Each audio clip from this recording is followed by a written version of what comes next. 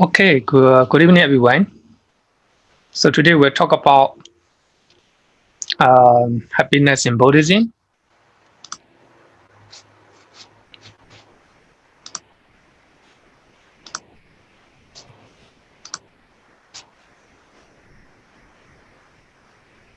Oh.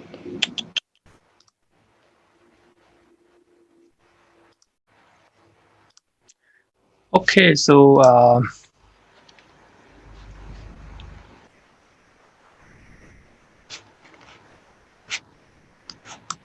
okay.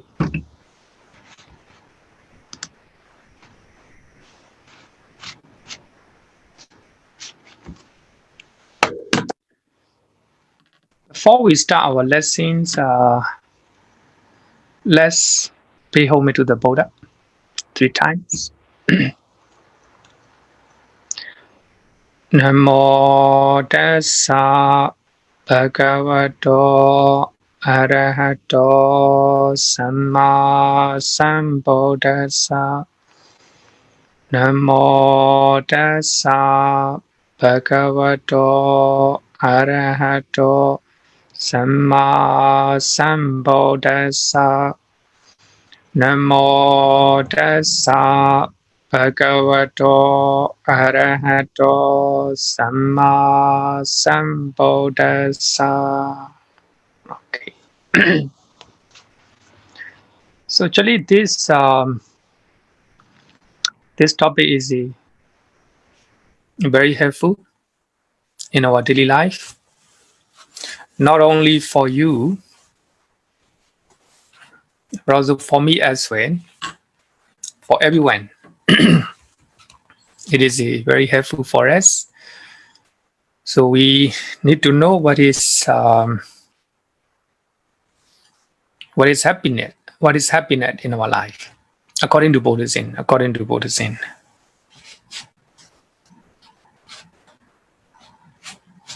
Let me check. I don't know.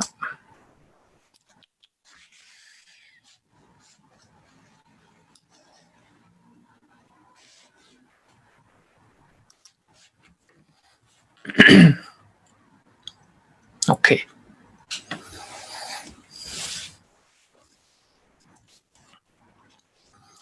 Generally, the ultimate aim of all our activities is to find happiness. So actually, every actions that we are doing, then our aim, I think, generally, is to find happiness. So we are listening music to find happiness. We are watching a movie to find happiness. And you are attending the class. Today you decided to attend the class to find happiness. Almost every our actions is the ultimate aim of our activities are to get happiness. So I think this is quite sure for everyone. So we go to school and you trying to get a job, you make money. The ultimate aim of all these activities is to find happiness. Some people may take a trip. Our aim is to find happiness. So, and also you come to temple and you come and attend the classes. That's to find happiness. I think we have to know this is a very general concept. So when I was attending English in Yangon, then we have to talk about, we have to do a presentation in front of the class. Then I talk about myself, and so at the end of the talk, there will be question and answer sessions. So by that time, a Muslim guy asked me the question. why you became a Buddhist monk? Why I became Buddhist monk? So at that time, I gave a answer. So the life of a monk is the best position to do voluntary job and to do welfare of many people. So actually my answer is I became Buddhist monk because I want to do a voluntary job for many people. And I want to do the welfare and happiness of many people. I don't know whether he satisfied my question, my answers or not. That was when I was 24 years old. 24 years old. 3 years ago, when I was 37 years. So I met with a student from SMU. SMU is a university of Singapore Management University, right? SMU. Students from SMU, they came and visit our temple as a part of their program. Then teacher Ellen Song, so she let them she explained all the places in our temple, and also finally, and there was a session, question and answer. Then teacher Ellen Song invited me to sit down and answer their question. Then of course I hope they were asked the very difficult questions. But so their first question is, why you became a Buddhist monk? the same question. Then I give a different answer right now. Then I became Buddhist monk to find happiness. So I be a Buddhist monk to find happiness. Because we are doing everything as a layperson or a Buddhist monk, so as a single or married person.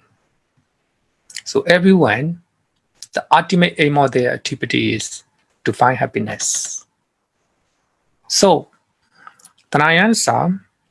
So by that time, actually, I explain a little bit about why I became Buddhist monk. I continue to be a Buddhist monk. So the reason is to find happiness. Of course, I have to explain. Then I think during my talk, then you were here what I answered at the time. So my point here is we are doing something. Our aim is to get happiness, especially young people. You can look at young people. So the way they look at the life is totally different the way you do. As a young people, and they are trying hard to get a degree. Then after getting a degree, they will find a job and they will make money. Why they are making money? To get happiness. And why they are when they get a job and they will get married. They will get married. The reason is to find happiness. And they will get it. They will got children. So they are looking for how to say the family, a good family. So ultimate aim is to find happiness. Some people they get divorced. They got divorced. They don't want to stay. They don't want to separate with their partner. That is also to find happiness. Some people get married. Some people get divorced. The reason is to find happiness. Then I became Buddhist monk to find happiness. So all our actions, all our activities to find happiness. So okay, so let's talk about happiness in Buddhism. Then I think many of you already know how to say that, but you may not notice. You may not notice happiness in Buddhism. For that reason, I choose this topic. It is a very helpful for everyone, not only for the listeners, but also for the speaker as well.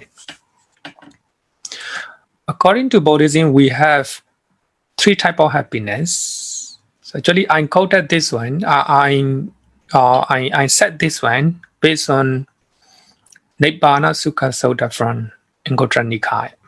So we have a three types of happiness. So the first one is sensory happiness, Kama Sukha. And second one is serenity happiness, Jhana Sukha in Pali. Jhana Sukha in Pali.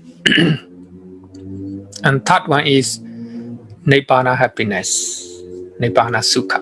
Nibbana Sukha. So these are three types of happiness in Buddhism. So I think after you learn three types of happiness, so it will be clear for you.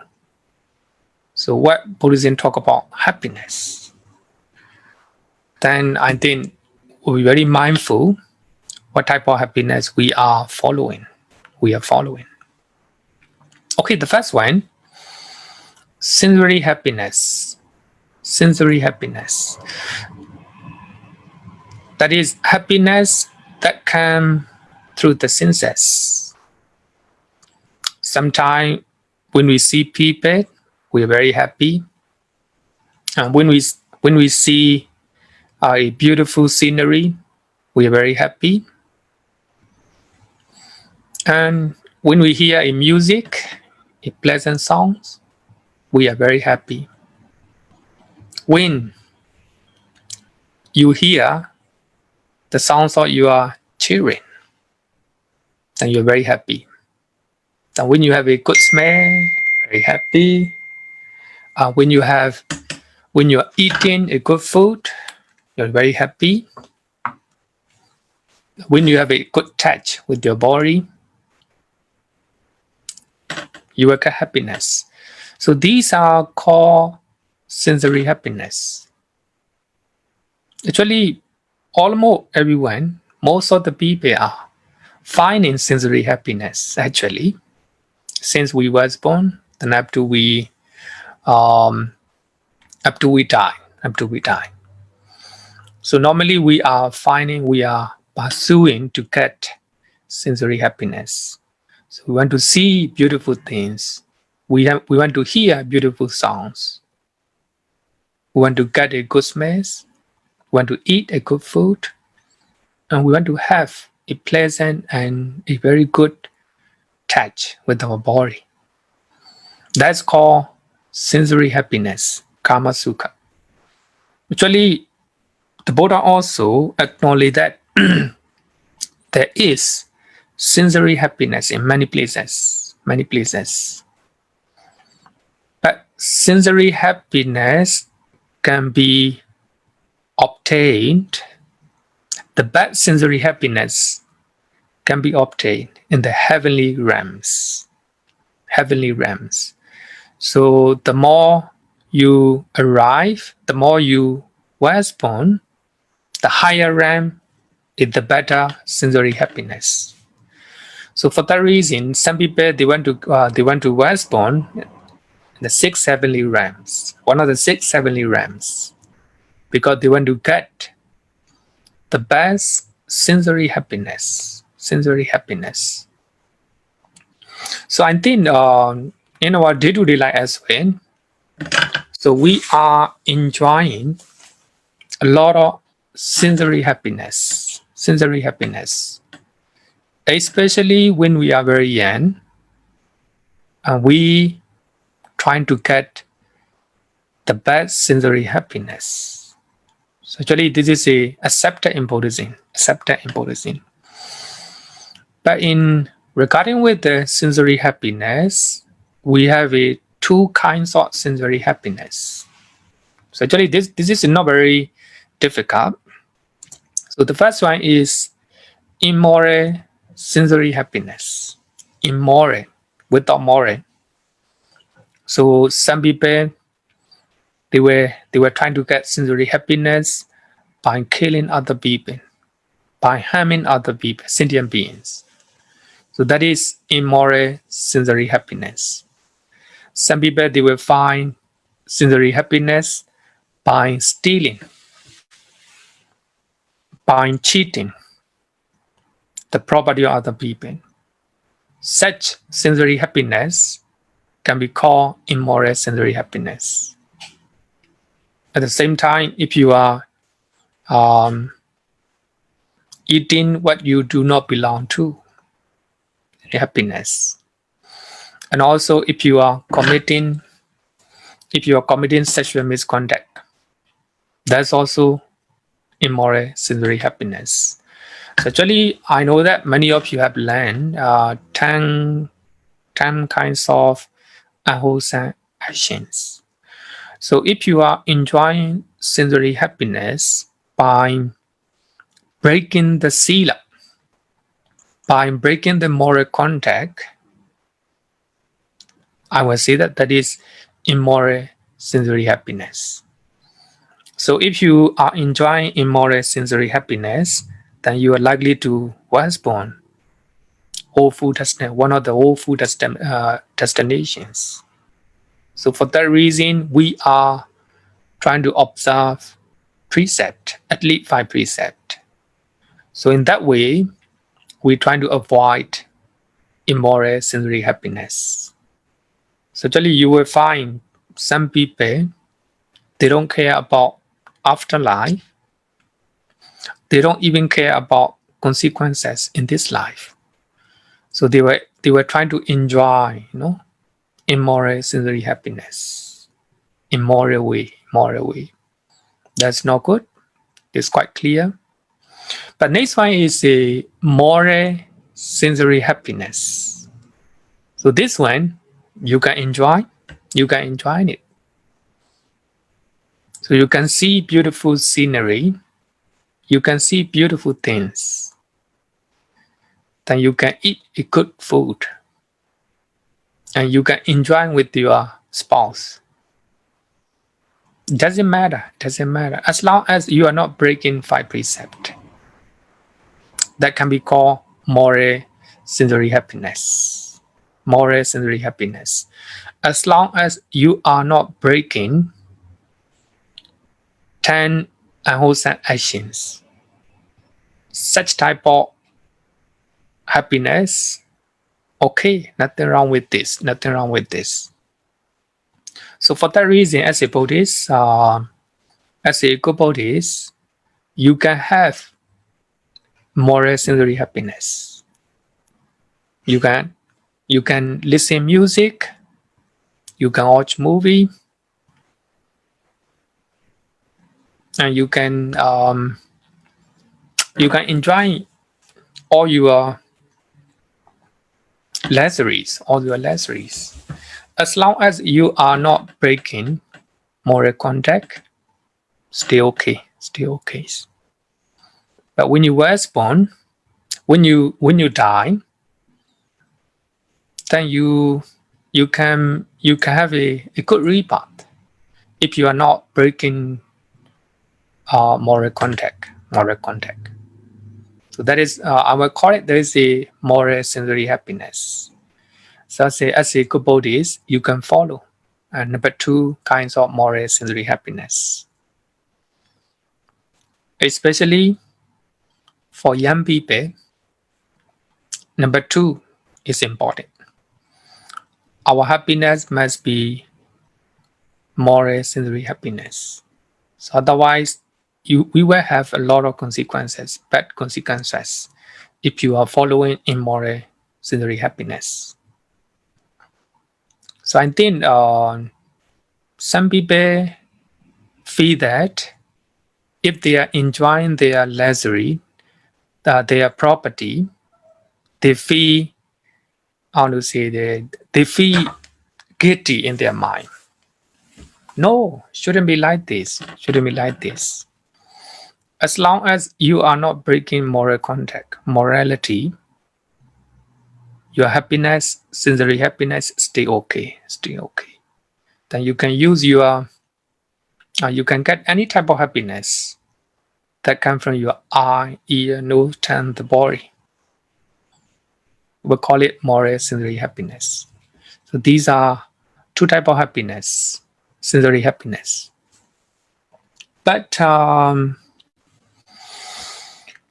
the Buddha, actually, I was regarding with the sincere happiness. Let's talk about what the Buddha taught. What the Buddha taught in Dhamma. Health is the higher gain. Contentment is the greater wealth. The trusted are the best kinsmen. Nibbana is the higher bliss. So here, actually, I will highlight this one. The contentment is the greater wealth. Santoti Paramansukan. Actually, we have a lot of luxurious things nowadays. If you are following all type of sensory happiness, I think you will get tired and you will have a lot of consequences. So the greatest wealth in the world is contentment. The Buddha said that, contentment. Actually, of course, our mind is all the time wanting something, craving. We want our mind crave for many things. When we hear, when we see luxurious things, we want to enjoy it. When we see a good food, we want to eat it. So, our craving, our greed is endless. So, even though we have a lot of, even though you have, you may have, honestly, a lot of money, you cannot satisfy with your mind. So for that reason, the Buddha says contentment is the greatest wealth. So if you are contented, then it will be the greatest wealth. So we have to content with what we have. So that will be the greatest wealth. Greatest wealth. So I think it is, how to say that?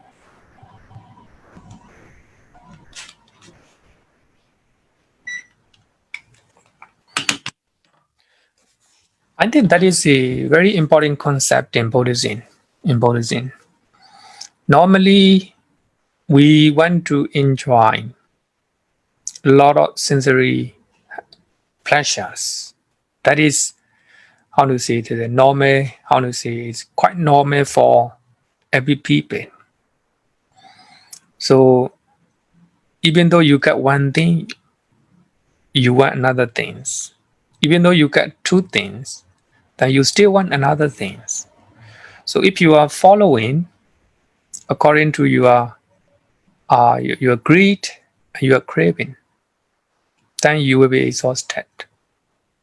Then you will have a lot of consequences. For that reason, the Buddha said, contentment is the greatest wealth. Santoti Paramantanan. Santoti Paramantanan. So, even though even though you are enjoying moral sensory happiness, even though you are enjoying your own wealth, if you do not have contentment, if you are just following and pursuing one after another, pursuing sensual pleasures one after another, then there will be a lot of dissatisfaction in your mind at the end. So we cannot satisfy our mind. So for that reason, the Buddha say contentment is the greater wealth. So I think many Buddhists and many of you know that these teachings. So regarding with the contentment, I want to talk about the definition of contentment in Buddhism. So what is contented passing? What is contented passing? I think to get happiness, contented mind is important. So if you are not contented, then you will not find a real happiness in life. Even though you are enjoying your own property, if you don't have a contented mind, then you will suffer. You will suffer. So that is in Buddhism, the Buddha said that there are three characteristics of contented passing. In Theravada, the Buddha said that number one, don't regret about the past. Don't regret about the past. So actually, we have normally people have regret about their past, what they have done in the past. Then I should have done this. I shouldn't have done this. So thinking like this, they will have a lot of regret in their mind. So especially old people. So when you are old, you may have a lot of things that you haven't done,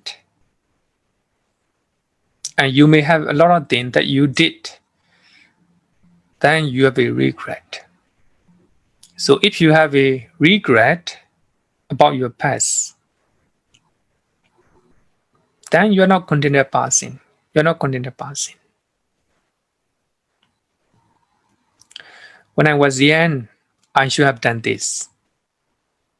I shouldn't have done this, like this. So we have a lot of regret. Normally we have a lot of regret.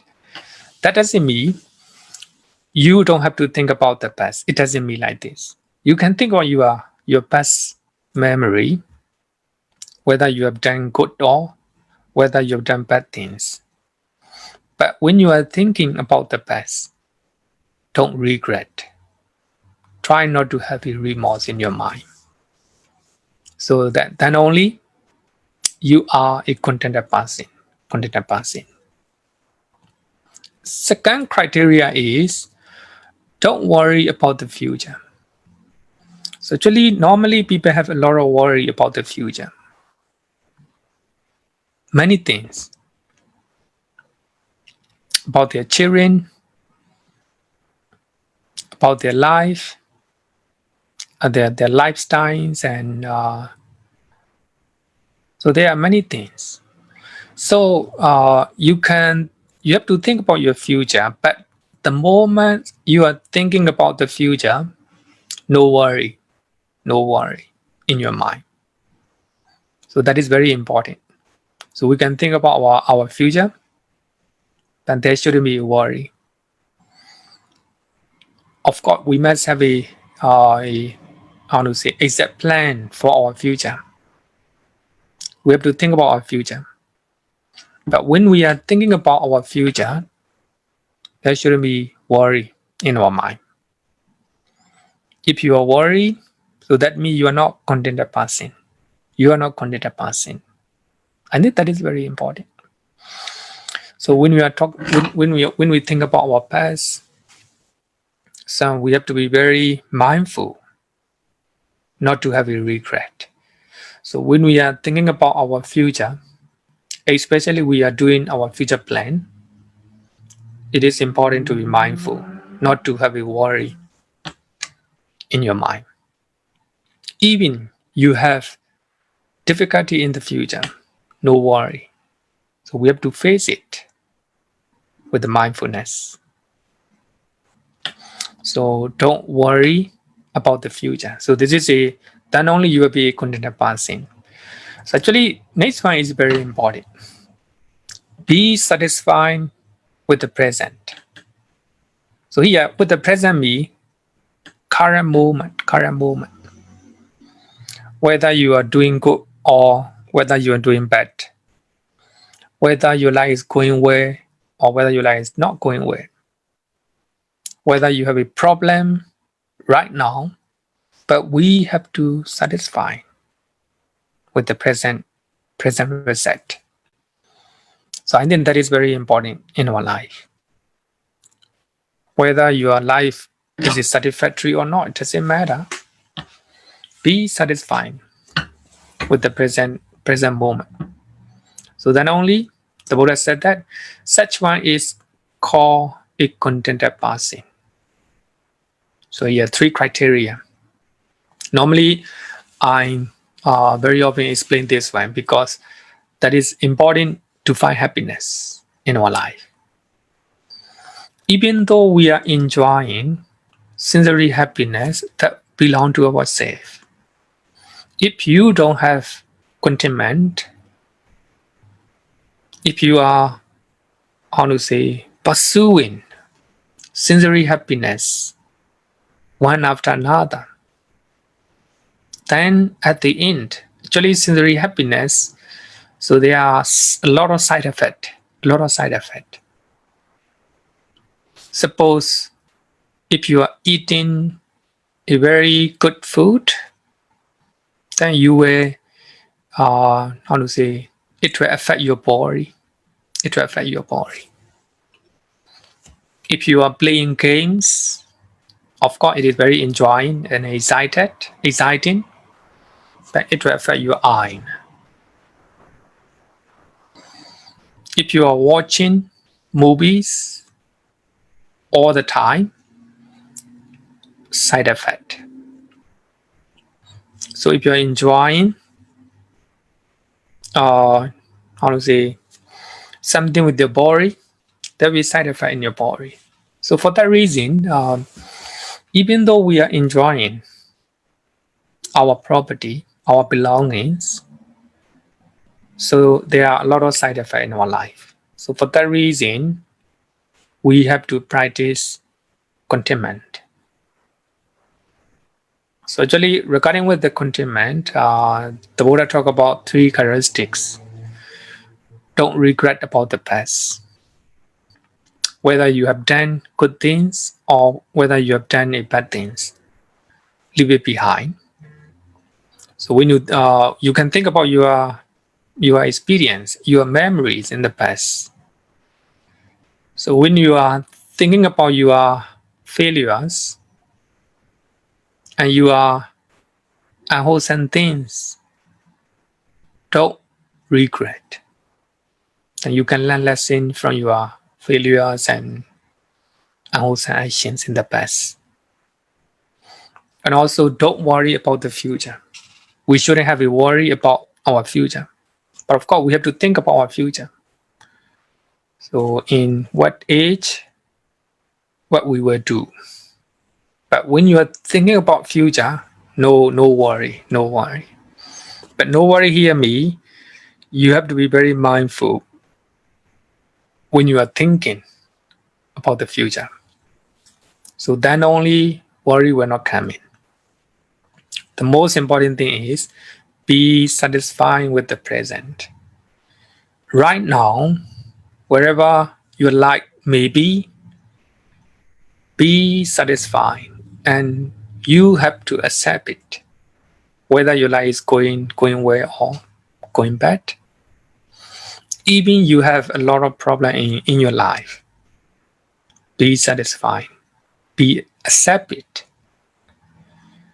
So of course we have to try hard to escape from our problem. We have to solve those problems, but we have to accept it. We have to be satisfied with the present present conditions. So if we have 3 characteristics, so that will be called a contented person. Santoto, contented person. So contentment is a creative with. So if you have contentment in your life, then you are the most wealthy person in the world. Even though you don't have a lot of belongings, even though your house is very small, if you are contented, so that will be the creative way. So on the 6 heavenly realms, there was two-seater heaven. Two-seater heaven is in Pali is a contented realm. So in that realm, the devas in the two-seater heaven, they are contented with what they have. So they are enjoying sensory pleasures in the heavenly realm. So they look at other devas with a beautiful mind. There's no jealousy. Then they are contented with what they have. Even though other devas are enjoying a greater wealth, they don't have jealousy in their mind. So they have an altruistic mind. So they are contented with what they have. So for that reason, it is said that among the 6 heavenly realms, two-seater heaven is the best. Two-seater heaven is the best because contented. So the deva in that realm are contented.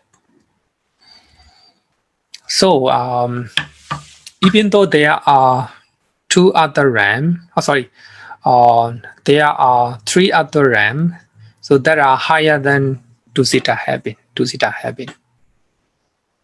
So two-seater heaven is considered as the best the best heaven among 6. The reason is all the deva there, they are contented with what they have.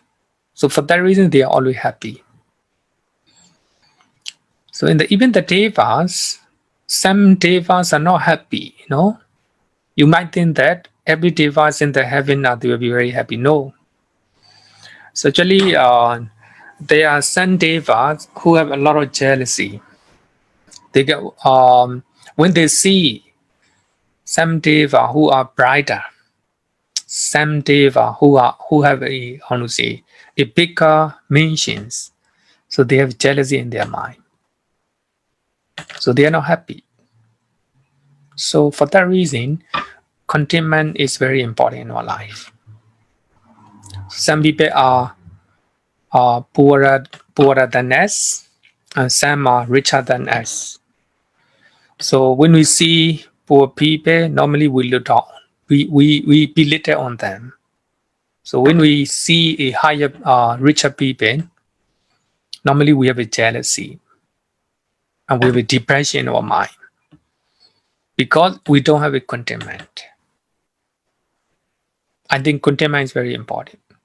So there are different people in our life. Some are higher, some are lower. So when we see lower people, we have to practice compassion toward them. When we see higher people in terms of wealth, in terms of possession, in terms of beauty, we have to congratulate. So that is the characteristics of contentment in our life. So contentment is created wealth.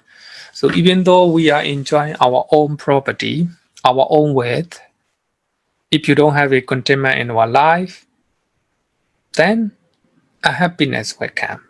Because sensory happiness has a lot of side effects.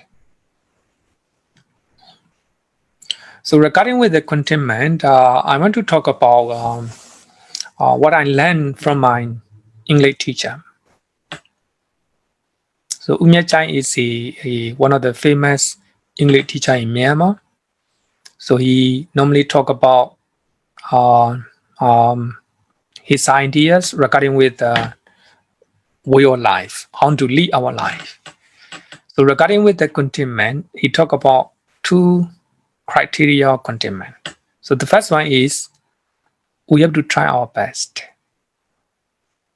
We have to try our best to make money, to make family happy, and to make our friend happy. So we have to try our best in our job, in our family life, among the friend. We have to try our best. The second one is be contented with the result. So whether the result is good or bad, we have to be contented. So that will be the best contentment. That will be the best contentment. We have to try our best and be contented with the result. So that will be contentment. Same thing, same thing. For everyone, for me as well, I should try my best to teach people. If the result is not good, but I have to be contented with the result. Otherwise, a happiness will come to my mind. So contentment is a very important ingredient to find happiness. So actually here, I will conclude the first type of happiness in our life. So the first one is a sensory happiness. So we have a two types of sensory happiness. So the first one is immoral one.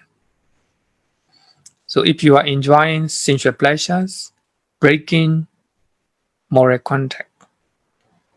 If you are committing 10 unwholesome actions, that will be immoral happiness. So the last one is moral sensory happiness. So you are not breaking moral contact.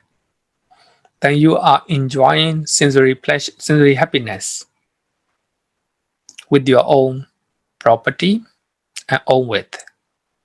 That will be moral sensory happiness. As a Buddhist, then you should try to have number two, moral sensory happiness. But even though you are enjoying your own property, your own width, if you do not limit, if you do not practice contentment, then there will be a lot of side effect. Just like those who have a diabetes, if they are eating whatever they like, then there will be a lot of problem. Even it will cause you to death. So they are in a sensory happiness, even though you are eating your own food. And if you have a diabetes, then the food will cause you die. So for that reason, even you are enjoying moral sensory happiness, so I think to find happiness, to find real happiness, contentment is very important. So we have to practice contentment in our life. So for that reason, the Buddha said that contentment is the greater wealth.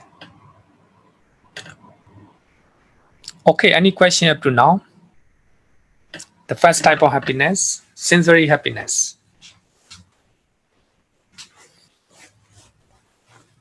Any question?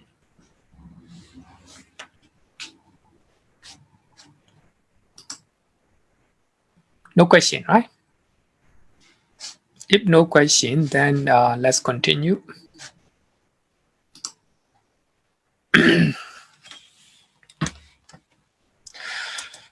Second one is we'll call it serenity happiness.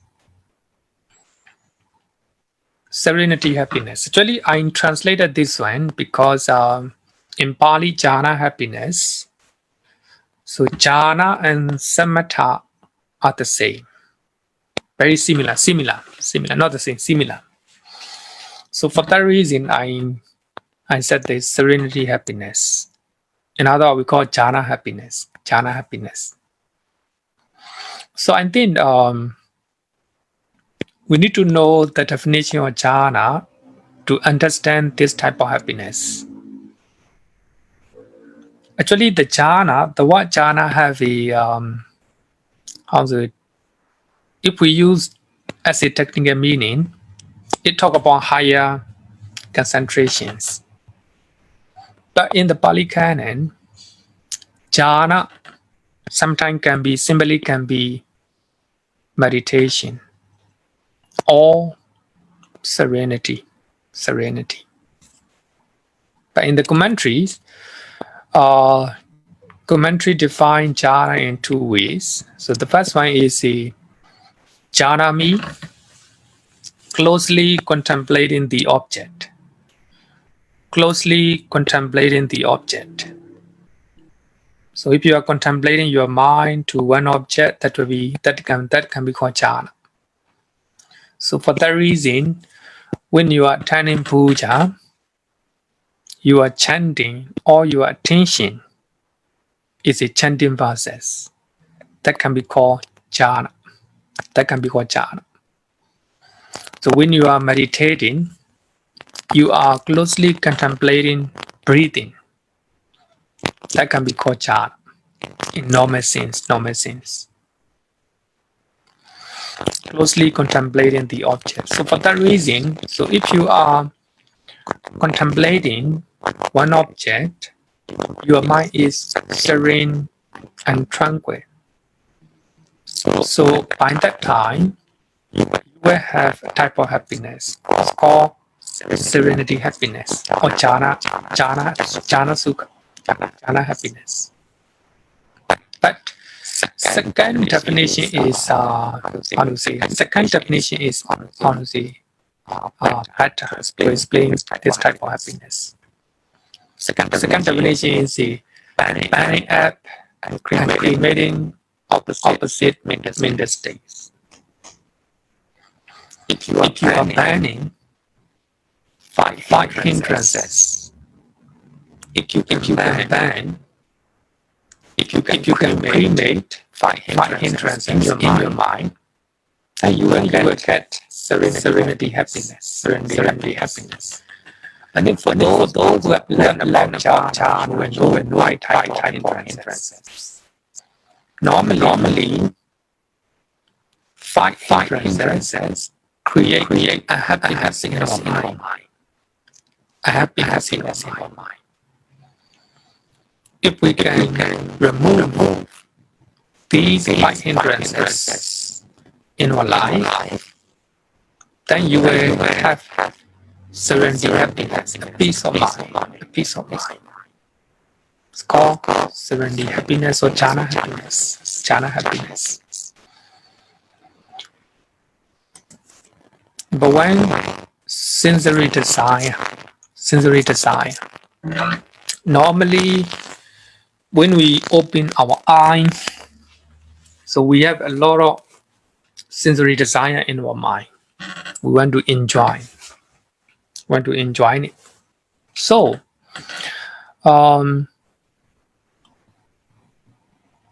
so the first type of happiness is sensory happiness. So we want to see beautiful things. We want to hear a pleasant sound. We want to get a good smell. We want to eat good food. We want to have a good touch with our body. So these are called sensory desire. So when you are contemplating one object, so there is sensory desire is removed. When you are practicing breathing meditation, you closely contemplating just breathing. So there's no place for sensory desire. At that particular moment, you will have sensory happiness, serenity happiness, or jhana happiness in your mind. Because you ban, you cremate sensory desire in your mind. Because as I earlier said that sensory desire, sensory happiness have a lot of side effect. If you cremate and if you ban sensory desire, then you have a peace of mind in your mind, serenity. That can be called jhana happiness. Jhana happiness. The second one is awe. Normally, when you open our eye, we see unpleasant things. We see unpleasant people that we do not like. That awe come in. We experience unpleasant weather, hot weather. Then awe come in our mind. So if you have awe in your mind is not serene, your mind is not tranquil. But when you are contemplating one object, just like a chanting and radiating loving kindness and practicing breathing meditation, then there is no awe in your mind. Even if you do not notice painful feeling in your body, if you do not have any awe, even the slightest degree of irritation in your mind, then that will be serenity happiness. Serenity happiness. So that serenity happiness cannot be compared with sensory happiness. Sensory happiness. The next one is sloth in torpor. So while you are contemplating one object, your mind is alert, all the time mindful. You have a lot of energy in your mind. If there's no sloth in torpor in your mind, then that will be serenity happiness. Restlessness and worry. Your mind is not restless. Just focus on closely contemplate on one object, full of concentration, full of mindfulness. So at that moment, there's no worry in your mind. Then if you don't have restlessness and worry in your mind, then you will have a peace of mind. In other words, we can call it jhana happiness, serenity happiness, or calm happiness. Your mind is calm. Next one is doubt. You don't have a doubt about, especially this doubt about mind, and you know everything what is happening right now. Doubt. So you don't have a doubt about triple chains. Especially you don't have a doubt about teachings of the Buddha. Teachings of the Buddha. So here, these 5 hindrances make our mind unhappy. Sensory desire. If we have a sensory desire, our mind is not at peace. If we have a lot of awe, not at peace. Sloth in torpor, restlessness and worry and doubt. So altogether, all these 5 hindrances make our mind unstable and restless. So if we can cremate all these 5 hindrances in our mind, our mind will be serene and tranquil, and you will have a peace of mind. That is called serenity happiness or jhana happiness. But of course, when you have higher level of jhana, then that type of happiness cannot be compared with the enjoyment of sensory pleasures. So those who already attain jhanas, the real jhanas, then no desire to enjoy sensory pleasures. So I very often tell my students that when you want to have a sensory happiness, you need a lot of support. Thing that you see is not pleasant, then your happiness is gone. Then the sound is not pleasant to you, if the sound is unpleasant, then your happiness is gone. If the food is not good, happiness is gone. The tangible object, thing that you are touching with your body is not good, then a happiness comes in. So to get sensory happiness, you need a lot of support. Everything that you see, everything that you hear must be pleasant. Then only you have a sensory happiness. So actually in our life, when you think about your life, actually we have limited time, very few time that we can enjoy sensory pleasures. So for that reason, when you want to have a sensory happiness, you need a lot of support. But when you are meditating, when you are attaining jhanas, higher jhanas, you don't need anything. You just sit down, then you will have a serenity, happiness in your mind. You don't need anyone. You don't need any support from outside. Only just your mind. So then only you will have a serenity, happiness. So for that reason, we call it serenity, happiness as a liberation of the mind. So your mind is liberated from hindrances. Your mind is liberated from negative mental state. For that reason, your mind is serene and calm. Then you have a peace of mind at the time.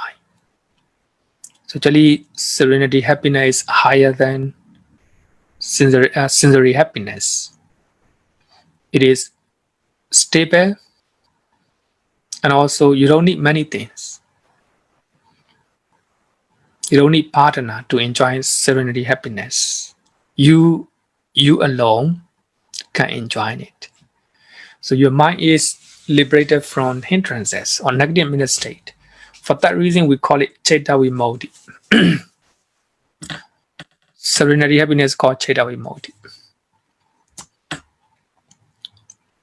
In other words, we can call it renunciation or letting go happiness. You are not enjoying sensory happiness. You trying to renounce all these one, but your mind is happy. Your mind is happy. Even though you are not enjoying sensory happiness, sensual pleasures, your mind is happy. We call it nikkama. So here again, we call it papicca. Papicca is a ordination. We normally use ordination or going forth. So the literal meaning of papicca is leaving the world or renouncing the world. In other words, renouncing sensory happiness. As a Buddhist monk, so we have to renounce sensory happiness. So we have to renounce sensual pleasures. So when you look at Vinaya rules, all these Vinaya rules limit our sensory happiness. So we cannot see beautiful things. So we have to close our eye. We have to control our eye. We cannot listen to music. We cannot watch movie. When we are eating, whether good and bad food, we have to control our mind not to have attachment to that. And also, as a Buddhist monk, not allowed to get married. So actually, all the Vinaya rules limit our sensual pleasures. So that picture me renouncing or leaving behind all the sensual pleasures. If a monk is enjoying sensual pleasures, something wrong. It's going different way. As a Buddhist monk, Papicha. Papicha means going forth. So that means you go forth, leaving behind sensual pleasures. Sensual pleasures. So, in that sense, even though we cannot enjoy sensual pleasures, we are happy. I am happy because I have serenity happiness. Serenity happiness. So we have to try to leave behind every sensual pleasures. Even though we cannot enjoy sensual pleasures, then we will have serenity of mind. So for that reason, when I meet with the student from SMU, I answer, why you became a Buddhist monk? Why you continue to be a Buddhist monk? To find happiness. Actually, our happiness should be serenity happiness, not a sensory happiness. If a Buddhist monk or nun is following the first happiness, sensory happiness, something wrong. As a Buddhist monk, we must have a sensory happiness. Serenity happiness. So papecha, the meaning of papecha itself is a leaving the sensual pleasures behind. Leaving the world. The world here me, I want to say that everything that people are following. Normally people are following sensual pleasures. But as a Buddhist man, we have to leave behind everything. For that reason, so when Prince Siddhartha left the palace, that is called Maha Abhinekamana. Maha Abhinekamana. It means the great renunciation. Great renunciation. He left behind everything. Palace, property, and family. It's called papecha. So as a Buddhist monk, so we have to try to get serenity happiness. If a monk is not trying to get serenity happiness, then he will disturb. Because if the monk want to enjoy sensual pleasures, so they were likely to disturb.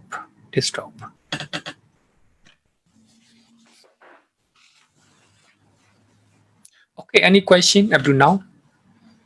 Serenity happiness, that means so you trying to remove all hindrances in your mind, then you closely contemplate one object, that is you meditate, then you will have a peace of mind.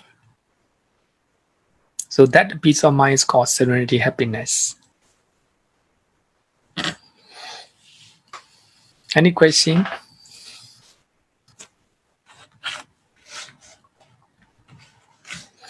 Any question? No question?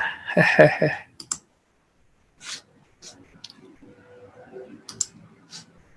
think that is clear, right?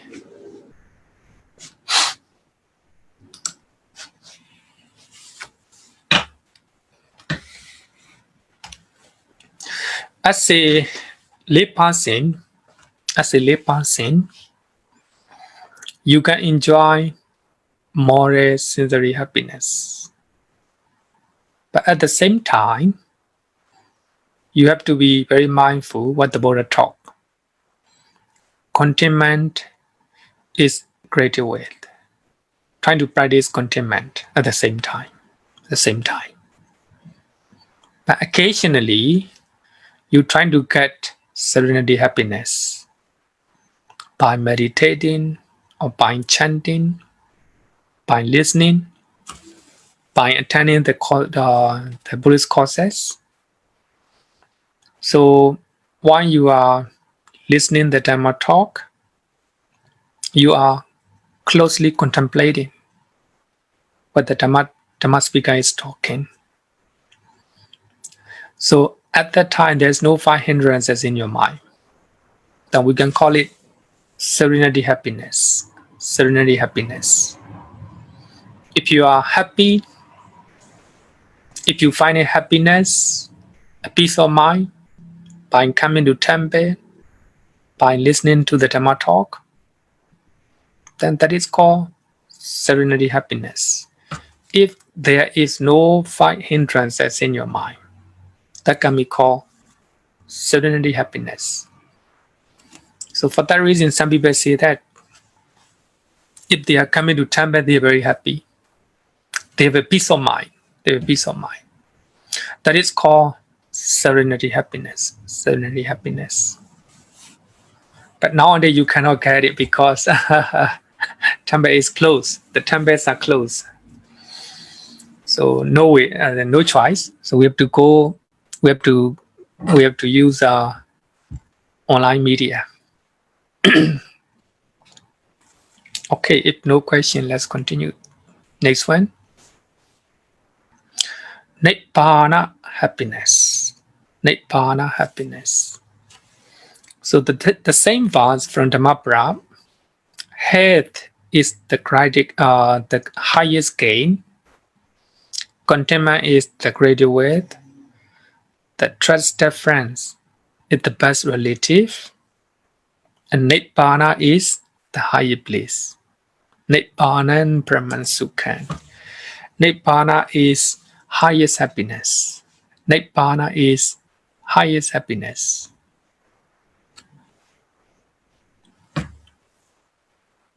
So actually, need to explain, I think, what is Nibbana. Actually, I think many of you already know what is Nibbana because I have taught many lessons about Nibbana last year. Then I hope you still remember. So Nibbana is if you don't have a Lobha, Dosa, Moha in your mind, that's Nibbana. That's Nibbana. Nibbana means extinguishing of the fire. We have a lot of fire in our mind. If we have a greed, that's fire, very hot. If we have a greedy mind, we're trying to get that one. If we cannot get it, it's very hot in our mind. If we have a hatred and anger in our minds, very hot. Then we see a person and we hate it. We hate that person. We don't want to see them. If we experience unpleasant thing in our life, a problem in our life, we hate it. Hatred, anger, very hot in our mind. Especially the most hottest one is moha or delusion. Because we don't know the actual nature of nama rupa.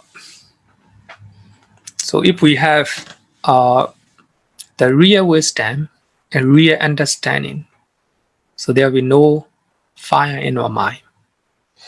If the fire of lobha, dosa, and moha totally extinguished, that is called Nibbana. So we are trying to follow sensory happiness because of lobha, dosa, moha. So we want to attain, serenity, happiness. We have a attachment, serenity, happiness. That's still very hot. Still very hot. Then if you don't have any those fires in your mind, then that will be Nibbana. So for that reason, the Buddha said that Nibbana is the highest happiness. The high happiness. So I want to talk about the nature of Nibbana. Actually, in the Pali Canon, we use liberation by wisdom. Liberation by wisdom. So that is similar to Nibbana. So if you have a wisdom in your mind, your mind is liberated from negative mental state, or your mind is liberated from all type of fire. Fire of lobha, fire of dosa, and fire of moha. So your mind is liberated from fire. Liberation by wisdom. Sometimes we use deliverance or freedom. So actually, it is similar to Nibbana. Nibbana means your mind is liberated from negative mental state. So at that moment, you experience the bliss. So that is called Nibbana. That's called Nibbana. Then I want to talk about the nature of Nibbana in using one of the sutta from Udanapali. And the Buddha said that for the dependent, there is agitation. There is wavering or instability. It's very meaningful, very meaningful. Actually, we depend on many things. Then our happiness depend on the people. Then our happiness depend on smell, food, and the sounds. Then our tangible object. So our happiness dependent on many things. The more we can reduce dependent on the object, the more our happiness will be stable. Normally, if your happiness is dependent on one person, if that person is behaving the way you like, okay, you will have a sensory happiness. If that person is not behaving or doing the way you like, then your happiness is gone. Your happiness is gone. Same thing, the sounds. So our happiness heavily depends on the sound. We want to have a pleasant sounds, pleasant speeches. You are expecting to get praise, or somebody praise you, or your pleasant sounds from other people. Then you will have a sensory happiness. If you encounter with the unpleasant sounds, unpleasant speeches, if somebody is blaming you, if somebody is criticizing you, if somebody is talking about the bad things about you, then anger will arise in your mind. Anger is very hot.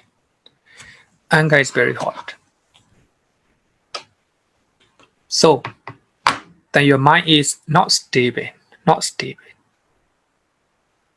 So the more you depend on many things, the more your happiness is unstable, will be agitating. So for that reason, what the Buddha taught is very meaningful. For the dependent, if your happiness is depend on many things, it will be more agitating. If you depend on less things, if you can reduce dependent on the object, less dependent, then your happiness will be stable. For that reason here, those who attain jhanas are stable because they reduce reliance on the object that they come from their sensory pleasure, from the senses. When a person is meditating, he just focuses on one thing, closing their mind, closing their eye, and closing their ear. So actually, they just rely on meditation object. So for that reason, their happiness is stable. and not agitating. But of course, as long as he is dependent on an object, so his happiness may not be stable yet. Even suppose if you are practicing breathing meditation, then your peace of mind, then you rely on breathing object. It's something wrong with your breathing, then your happiness will be gone. Because your happiness stay dependent on breathing meditation object. So, but of course, serenity happiness or meditation happiness is more stable than sensory happiness. So for that reason, the Buddha said that the more you can reduce the amount of dependent on the object, the more your happiness will be stable. For the dependent,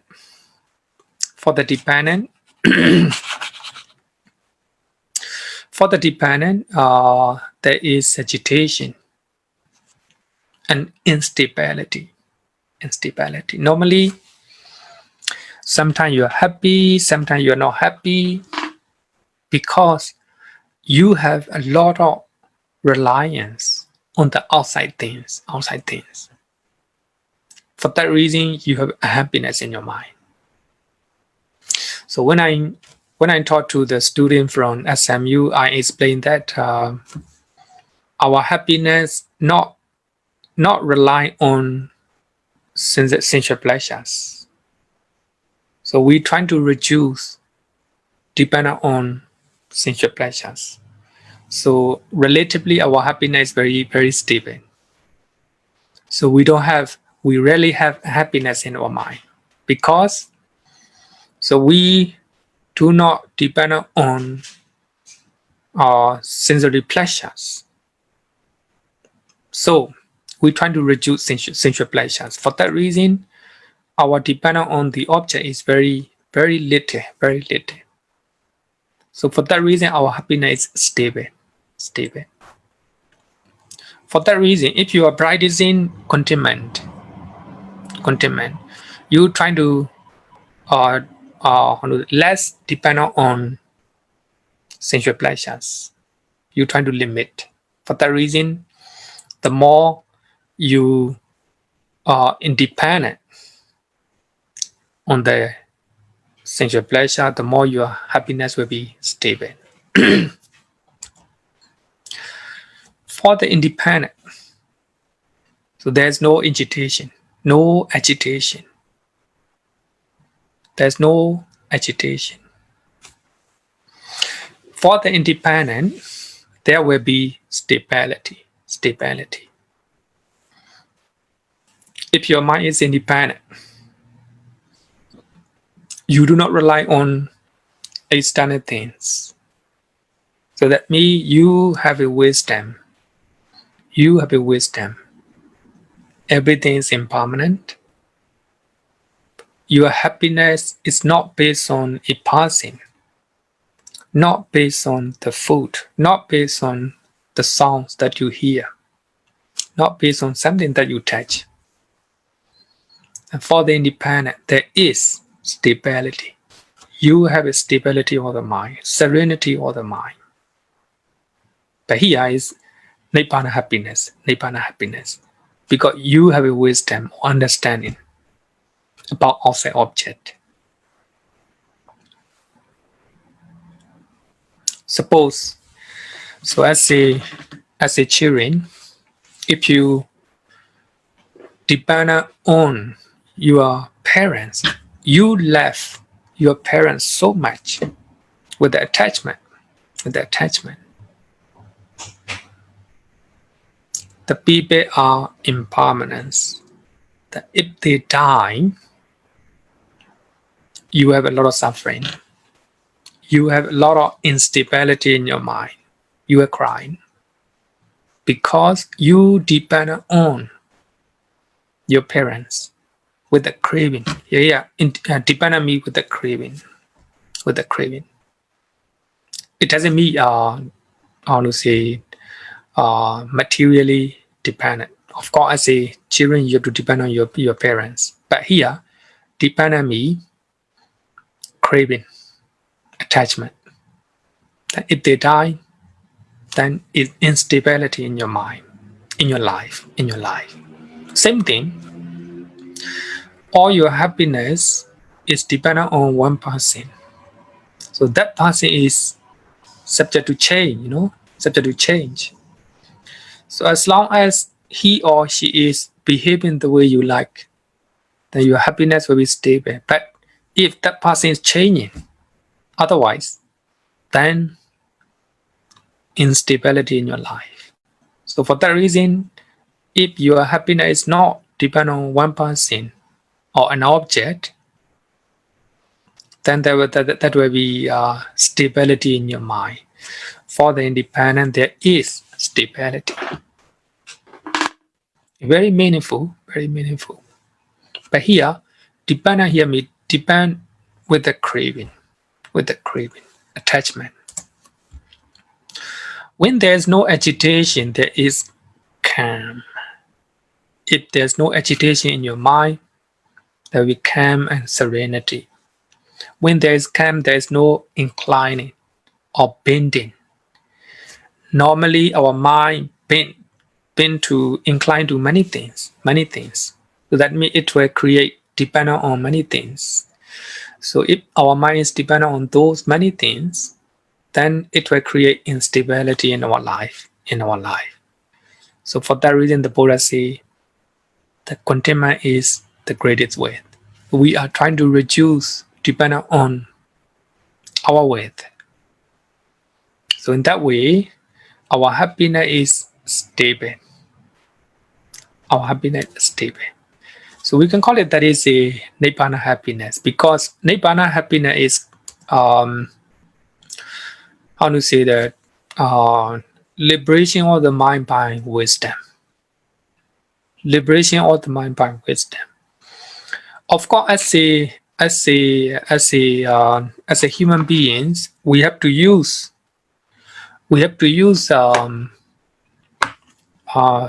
sensual pleasures. We have to use sensory things. We have to see many people, and we will have a smell, sounds. You have to stay, eat food, a sensory touch. But if our mind is liberated from craving, from attachment, if we have a wisdom, then our happiness will not be shaking, not agitated. So we will have a stable happiness in our mind. Our happiness is liberated. Our happiness comes from the wisdom. Even though the person died in our life, then our mind will not be shaking. We'll maintain our mind with the wisdom. So such wisdom, liberation by wisdom, is called Nibbana. So Nibbana can be, here are two types of Nibbana, momentary Nibbana. So here I quote Sutta Nikaya, Sutta number chapter 22, Sutta number 43. If one attains momentary Nibbana, as he or she quench defilements with the insight wisdom at that particular moment. Suppose here, insight wisdom is we have a wisdom or understanding everything is impermanent. If we have a such insight or wisdom, the thing that we belong to, or is the person who is the closest relative in our family, if they die, we have a wisdom, and inside wisdom or understanding, everything is impermanent. So at that moment, because of that wisdom, our mind is liberated from negative mental state. No sorrow, no lamentation. Because our mind is liberated with the wisdom. So at that moment, even though your beloved person died, even though you lost your wealth, and you lost your possession, then you have a wisdom or understanding. Then everything is impermanent. Then you have an understanding or wisdom at that moment, at that particular moment. So your mind is, you extinguish defilements or fire at that particular moment. So there's no negative mental state in your mind, then no mental suffering in your mind. So we can call it that moment as a momentary nibbana or temporary nibbana. Temporary nibbana. So nibbana here means extinguishment of fire or negative mental state in your mind. So we are suffering because of those negative mental state. If we lost our beloved one, and we suffer in our mind because of attachment to that person. But if we have a wisdom or understanding, inside wisdom, then you don't have a negative mental state in your mind. There's no mental suffering in your mind. Then at that moment, you achieve momentary nibbana. Momentary nibbana. Next one is full nibbana. We call it full nibbana. As you all know that group of 5 months, the Buddha talk about Dhamma Chakka Sutta, 4 noble truths for the first time. A group of 5 months, so they became Sotapanna. Then after that, the Buddha talk about Anatta Lakkhana Sutta. So the Buddha talk about 3 characteristics of the world: nature, dukkha, anatta. Then after, while this discourse was being spoken, while this Anatta Lakkhana Sutta is being spoken by the Buddha, so the mind of the bhikkhus of the group of 5, Panchavakya, were liberated from the things by non-clinging. We are liberated from the taints by non-clinging. Here, the Buddha used the word taints. It's defilements. In other words, we call it lobha dosa moha. So after hearing Anatta Lakkhana Sutta, the mind of a group of 5 monks were liberated from negative mental state by way of non-clinging. So they don't have a clinging to what they are aggregate, 5 aggregate, their mind and body. So in that way, so they extinguish all the defilements, all the things in their mind. Then they attain full nibbana. If somebody became arahant, they attain full nibbana because they extinguish and they ban all the defilements in their mind. So, as a normal person like us, so if we can extinguish the taints or defilements or lobha dosa moha for 1 minute, then 1 minute nibbana. So I think that is very important to know that, because we are suffering mentally in our mind because of negative mental state in our mind. If we can extinguish 1 minute, then 1 minute nibbana. But here, as the arahant, they attain full nibbana. So here I will conclude my talk by talking about success or accomplishment in our life. In our life. Normally, success is intellect by normal people in our life. As a politician, so they have a lot of success in their life. But their success is intellect. After they get one milestone, they want to get another one. After they get this one, they want to get another one. Same thing in our life, we have a lot of accomplishment and success. After you got one success and one accomplishment, you want to get more. Then after get two, you want to get another one, another one, another one. So in that way, then our accomplishment in our life and success in our life is endless. We want to get more, more, more, more. That's because of lobha. Because of lobha. Success or accomplishment in Buddhism has an end by attaining a full Nibbana. If you attain a full Nibbana as Arahant, that's complete. Everything is complete. So, success in Buddhism has an end by attaining a full Nibbana. If you do not have lobha, dosa, moha in your mind, full success. You don't want any success. You don't want any accomplishment. So for that reason, the Buddha always say that the Buddha said in the Dhamma,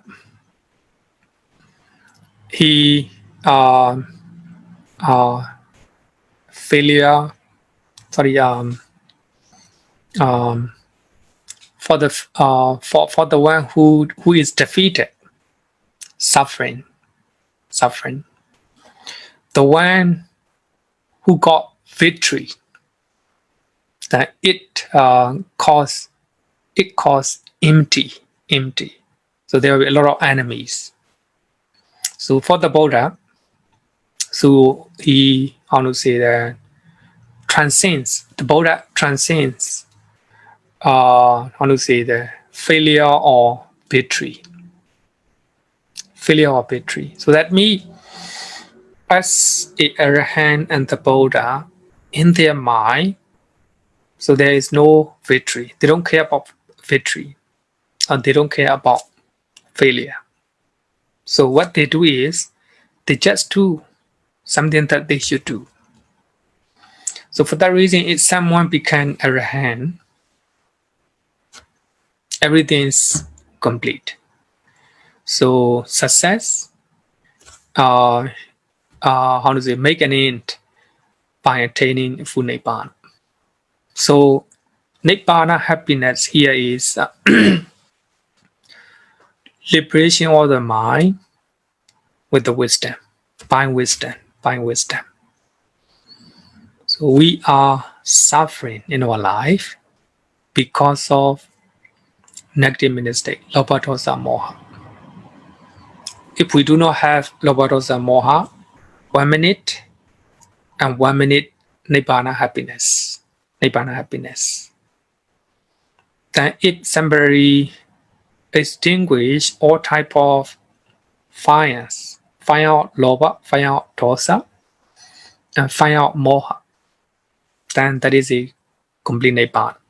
So their mind is calm, it's blissful. They don't have a mental suffering in their mind. Even they have a serious physical suffering, they don't have a mental suffering in their mind. That's called Nibbana happiness. Nibbana happiness is called liberation of the mind, liberation by wisdom, panya vimodhi. So we have a wisdom, especially as the ordinary people, we have a vipassana wisdom, inside wisdom. If we have an inside wisdom, then there will be no place for negative state. If there's no negative state, Nibbana Sukha. So Nibbana Sukha comes from wisdom, because of wisdom. serenity, happiness come from concentration. If our mind is concentrated, then we will serenity happiness. And sensory happiness can be achieved if we if we have a if we have a nama rupa, if we have a mind and body. So this is a 3 type of happiness. Then I hope that as a Buddhist, so this is a summary of happiness in Buddhism. Number 1, sensory happiness. So we have a 2 type of sensory happiness. So we have to avoid immoral one, trying to follow moral happiness. Even though it is moral happiness, moral sensory happiness, trying to practice contentment. That is important to find happiness. And second one is serenity happiness. So if your mind is liberated with the concentrations, by way of meditating, by way of chanting, by way of attending Dhamma courses, so your mind is liberated from 5 hindrances, then you have a serenity happiness. So Nibbana happiness is called liberation by wisdom. Your mind is liberated by wisdom. If you have an understanding of wisdom, so there is no place for negative mental state. At that moment, you will have a bliss or happiness. That's called Nibbana happiness. Then I hope you understand happiness in Buddhism. So three about happiness. So any question?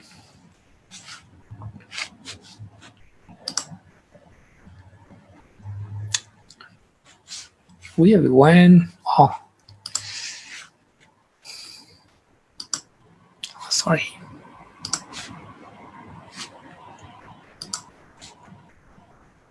See how? Yeah. Bante. Yeah. Can you hear me? Yeah, I hear you right now. Yeah. Actually, I wanted to ask this question earlier because, sorry, there are 2 questions that I would like to ask. One is pertaining to the sensory happiness. Okay. Earlier on, you give us an example about your teaching. I'm just saying the example. You say, like, for example, if we give a teaching and we find that it's not very what you want, the outcome is not what you want. So how do we naturally we will feel unhappy. So how do you maintain that sort of not going into the other side whereby you become having unwholesomeness, like having some hatred or anger developing in you? How do you avoid going into the other side of it, falling into this harboring unwholesome thought? Because you are not really happy with the outcome, but on the other hand, you want to improve also, areas for improvement. I mean, you won't be just say that it's okay, I don't bother, even if it's no good. I mean, you may want to improve further on what you have done. And the other questions that I have is, Let me answer the first one. Okay. I might forget. Okay. The first one is you are listening my Dhamma talk, then outcome is not satisfactory for you. No. If I'm doing something, like, are you doing something? Yeah. Like I'm accomplishing a task. So then I give my example. When teaching, I have to try my best. If I have to satisfy with the result. So the result may be good or bad. Outcome may be good and bad. It's okay. because the most important thing, you try your best. So we have to be contented or satisfied with the result. Even the outcome is on the way you didn't think. Same thing, and it's same thing. Whatever we do, suppose in your job, you try your best. So your boss may not be happy with your performance. He will say something. He will criticize your performance. But you shouldn't be angry and you shouldn't be depressed for what? Because you know that you try your best. So in that sense, the way my English teacher said is very correct. Try your best and be contented with the result, whatever the result may be. I think this can apply any area, even in family life. So you hope your children to get a very higher standard, but you trying to raise them, you try your best, but at the end, if their performance is not good, then you have to be contented with this. You have to understand it. So that I think the good method to practice, just two criteria. Try your best, be contented with the result. So in that sense, I will explain my my thinking. So of course, as a Dhamma speaker, then even I try my best. Sometimes I'm not satisfied with my performance, the way I explained. So even today, no question. Only at the end of the you know what I mean. Normally, people are willing to ask questions, you know. So maybe if I don't have a contentment in my mind, I might think, wow, the way I explain may be not very clear to them. Then some kind of irritation or maybe unwholesome thought will arise in my mind. But I have to be very mindful. Then I try my best. Then I have to be contented with the result, whether the result is good or bad. It can be applied to any area. Okay, second question. Um, I'm still a clarification for the first question, because Okay. I find that if you feel contented, then there won't be a drive for you to further improve or maybe improve on what you are doing. And also at times happiness, like if a person feel happy, it sort of will motivate the person to do better. So if you were to say that your mindset is stable, calm, then there's nothing to drive that process, to make. Okay. I think good point, because many people feel that complacent, right? In English, we call it complacent. It's not a complacent. We try our best. Normally, after you have tried, the outcome may be not satisfactory all the time. Quite natural. By that time, naturally, we have a happiness or depression in our mind. I think that's happiness, not good. So of course, we call it of course, we should have motivation to try hard. Trying hard for improvement is another thing. The first one, you try hard. If you cannot, if you are not satisfied with the outcome, the unhappiness will come in. Here the point is, you don't give the place for the unhappiness in your mind. Be contented with the result, but you try hard again. Try hard again. It doesn't mean you give up. It doesn't mean complacence. So we have to try our best, then be contented with the result. If you want to get a better result, try hard again. Try hard again. Yeah.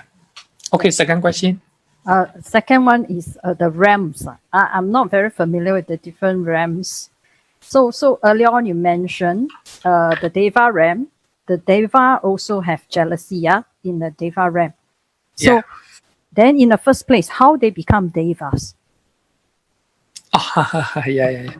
Because the Deva can be attained because of, we can see the Dana and Sila. Dana is the generosity. Some people become the Deva by giving, sharing what they have. And second one is a moral contact. Moral contact. So if you keep precept, then you can become a Deva. But even the monks are observing a lot of Sila. We still have a jealousy in our mind. Yeah. So what I mean is, let alone the Devas, there are some some stories. The Deva who have a very severe jealousy to another Devas, then because of that strong jealousy and strong anger in their mind, and their body is banned, their body banned because of that anger. So even the Deva, there are good Deva and bad Deva.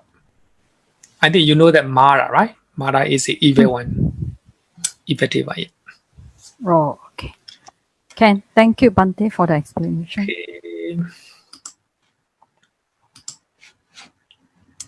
Okay, Aishari. Ante, hi, good evening. I need to clarify, as a layperson, century, five sense happiness is also part of our life, Yeah. I think without contentment, will it be very difficult for us to even achieve serenity, happiness? Because it will be very difficult for us to even meditate if, let's say, we're disturbed by a lot of things that's going on outside. So can I say that the first thing we need to do is to practice contentment in our five senses?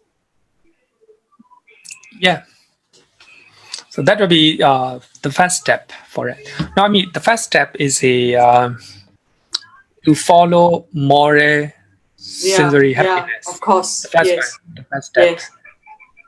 Moral is good in this life, and it will be good for afterlife. Yes. But second step is a contentment.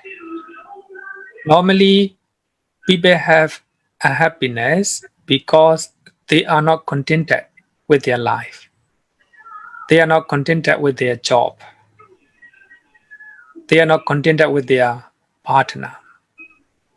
So a happiness came in because of lack of contentment. So actually, if you have a contentment in your life, if you are satisfied with the current present situation, then happiness naturally come in. Of course, regarding with the second happiness, serenity happiness, not normally, of course, meditation is the best to get second type of happiness. But even now, you are listening the Dhamma talk. At this moment, if we don't have a sensory desire, if we don't have a airway, if we don't have a sloth in torpor, restless, sad, and worry and doubt, then we can call it serenity happiness. Oh, I see that many of you are attending my classes for a long time. And some people say, some people write to me. So they are very happy to sit down in my class. They are happy to come to Tampere and to sit down in my class. So that is serenity, happiness. In their mind, there's no five hindrances in the moment they are listening the Dhamma. So mostly, as a Buddhist man, our happiness, mostly our happiness, serenity, happiness. So we are not dependent on sensual pleasures, and our happiness comes from, how to say that, liberation from five hindrances. So as a lay person, even now, I hope some of you may have a how to say that, happiness or in their mind. Second type of happiness. Also, as a Buddhist, if we have an understanding about nature to netta, then we can even get temporary nibbana, momentary nibbana. But Bante, I want to clarify because my understanding about contentment is that a person that is not contented, the mind will be very, very disturbed, you know. You're They right. will always think about other people's opinion, what is success, what is accomplishment, you know. And I think for the person, I don't know, maybe it applied to me. I think the day that I'm not contented, it'll be very difficult to have a peace of mind, which is mental bliss, I will say. So yeah, that's why I always think that the sensory contentment is more important first as the first criteria. Maybe that apply to me, but I think that will actually stabilize. You know, the greed. You won't have the greed going out of control, and that will actually indirectly affect the mental state as well. Yeah. You're right. I just wonder whether am I in the right track to you know, Yeah, you're like right. the first thing to do is to be contented first. No. The first one is to have a moral. Yeah, of course. I'm still referring to moral Must be sensibility. moral. Of Must be course, of moral. course, of course. The first one is. Second should be the contentment. I think contentment is very important. Then I will give you, maybe I will conclude my talk with the example, with only the last example. I think it is very helpful for all of us. Suppose we are taking a trip, a group of people, or 20 or 30. We are taking a trip to a country. If there are some people who are not contented among us, there will be a lot of problem. They'll be complaining about hotel. They'll be complaining about food. Because of that passing, and the whole group will be affected. The whole group will be affected. So contentment is very important. So we have to be contented with what we have. It doesn't mean we don't have to tear we can tear them. So we can tear the hotel staff, we can tear the restaurants, but they're trying their best. Then we have to be contented with this. So I think contentment is important everywhere, especially as a lay person. I think those who are not contented, then you have a lot of happiness. So I think this one is contentment is important for the sensory happiness. Then you go to serenity happiness, second type of happiness. Then if you have Nibbana happiness, the best. So if you attain Nibbana happiness, whether the people you meet, the place that you visit, and the weather you experience, it will not affect your happiness because you have the wisdom. You understand the nature of Nama Rupa. Then your happiness will be stable and real happiness. Nibbana Nirmansukan. Nibbana happiness is the highest. Because of it. Okay, thank you so much. So we then we close our lessons.